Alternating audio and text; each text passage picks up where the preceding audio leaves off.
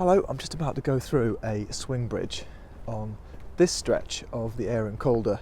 It's actually the last bit of the Calder for me, because then I'll be joining the River Calder itself, and then I think afterwards the Calder and Hebble. But it is a route that I've never done before, so it's all new, including this bridge itself, which is right by the facilities here. So the other side from where I am, there's water, there's a pump out, Elsan. The rubbish facilities are where I've actually parked my truck by the Stanley Ferry pub. So yeah, I can see why there's so many boats here.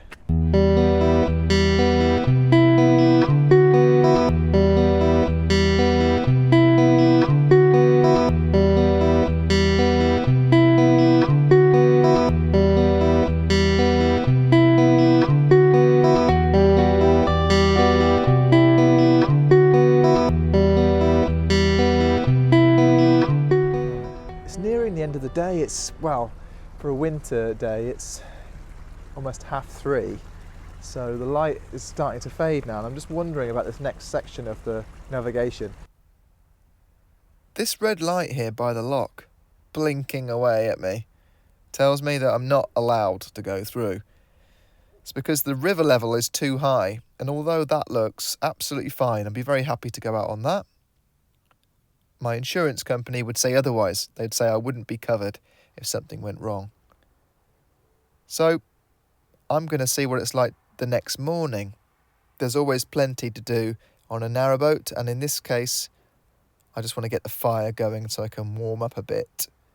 I've got some wood that I've been collecting. It's usually had a bucket over the top to keep it dry. I'm just going to get inside and chill out, but also warm up.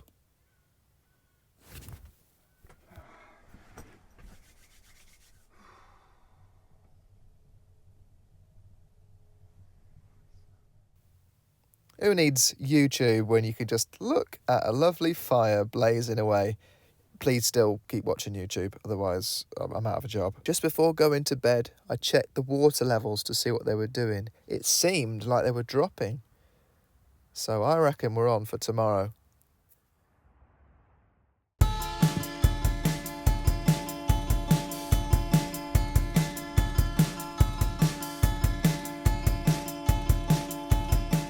Right. So that water level, that needs to be on before I can open the gates. So my first thing to do is to open the sluices, which is just up there.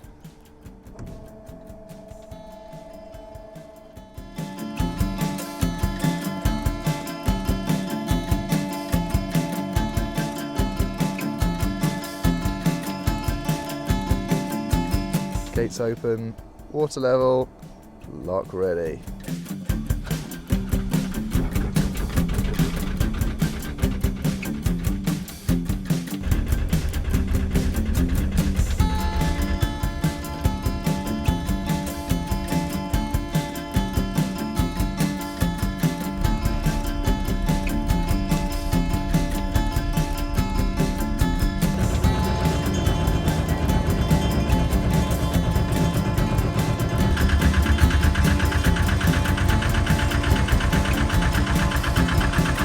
Got to go back and get my keys. Right, there we go. Back to cranking it.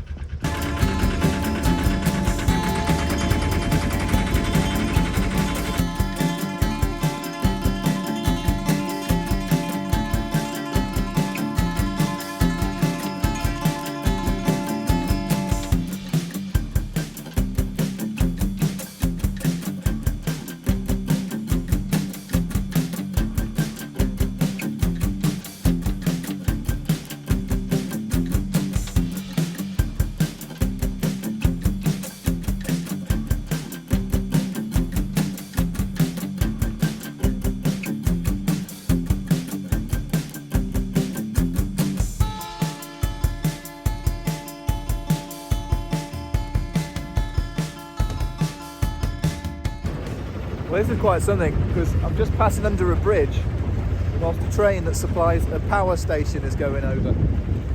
That's great. I mean, I really do feel right in the middle of all the industry right now. Woo! Dilapidated warehouses with a chimney there that's no longer being used. But then you've got all this digging that's going along around the navigation here, and that trade gets went over. I just love that mix of, yeah, things not working and things working. Anyway, now we're coming up to Fall Ings Lock, which is the second of our locks on this journey. And if I just reach down and reduce my revs a little bit there, yeah, it's going to be another quite squat lock. Squat lock. Why does that sound weird? I don't know. I actually feel like I've done this before. I've done some of the Calder and Hebble before, definitely, but I'm getting a sort of sense of deja vu in a way. We're probably all living in a simulation anyway, and you know, I've been in before, but I've just had my mind erased. I've had the program reset, so, you know, forgotten. And it's all just a computer game. Imagine that.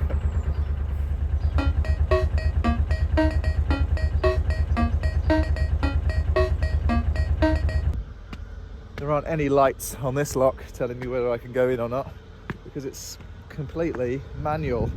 So I've got to do some hard work now, which is good because it is freezing cold. And just to warm up the extremities, stop my hands freezing up. This is great exercise.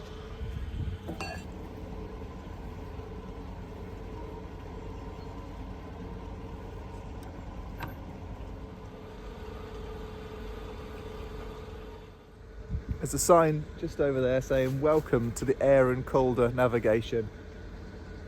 So this must mean that I'm just about to join the Calder and Hebble, which goes on for 21.5 miles to Sorby Bridge. So this is exciting because I've never been on this bit before, even though I do get that deja vu feeling. I can't remember where I've been most days. That's why I make these videos.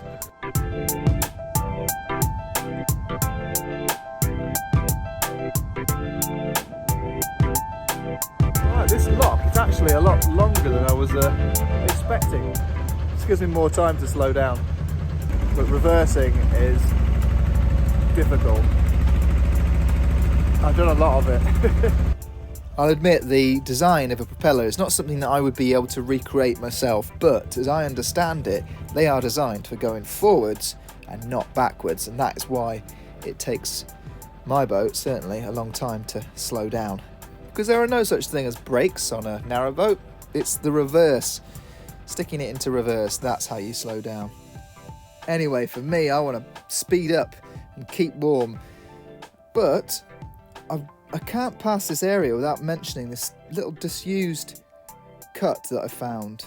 And there's an old cut lock there you can see. And even better, from the drone, if we fly up high, we can see the lock I'm going through. And the main River Calder you can see here.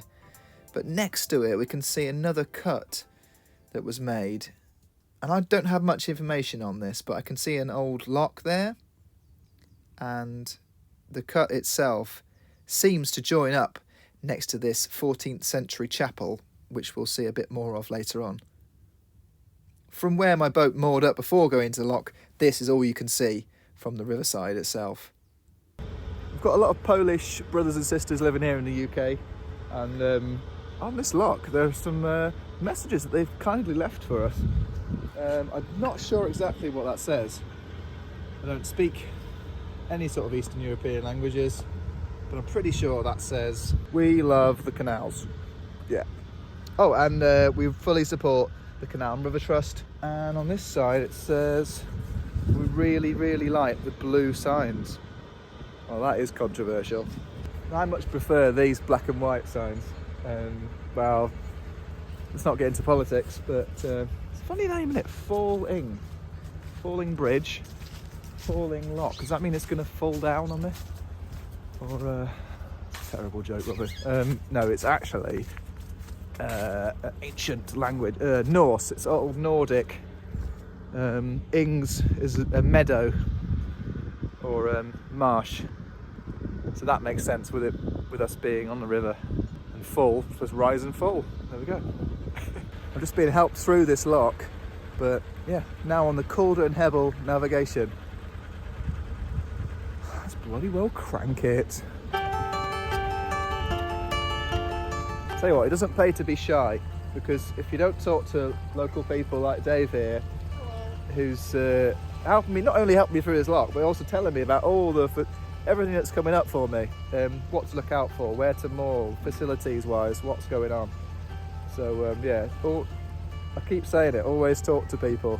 Don't shut yourself off, because yeah, you might be missing out. FOMO.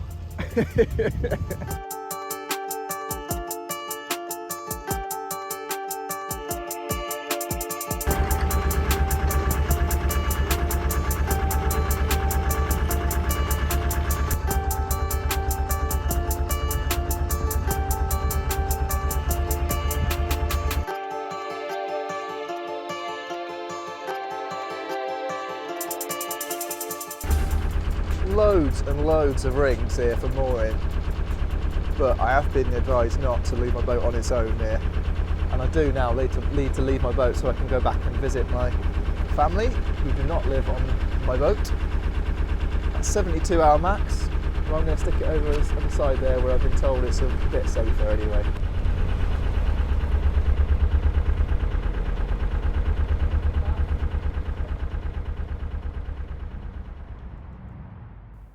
And so here I am, leaving my boat right in the middle of Wakefield itself, and actually feel quite good about it. It's overlooked by some houses. I've got plenty of geese, these Canada geese, guarding the boat with their droppings, basically. So I think this is all good. So I take my pickup and I drive back, and then return a week later on the train. Just looking out the window this morning, the weather does not look great. It's rainy, it's cold, and it's actually a bit windy as well. So I'll just have to see how I get on today. I need to move the boat because I'm a continuous cruiser. I can't stay moored in one place for longer than, well, the maximum is normally 2 weeks.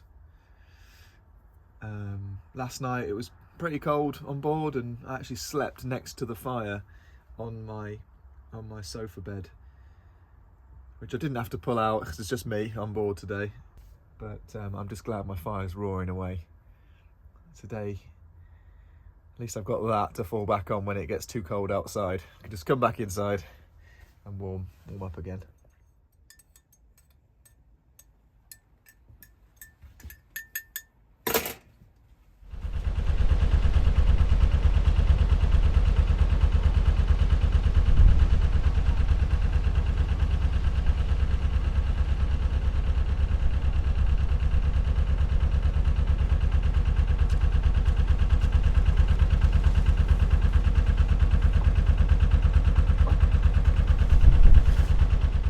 The first lock is a flood lock, which means it should be open so I can just go straight out and turn left, not right. But it's shut, which means the water level's too high on the river, and I'm just have to stay put.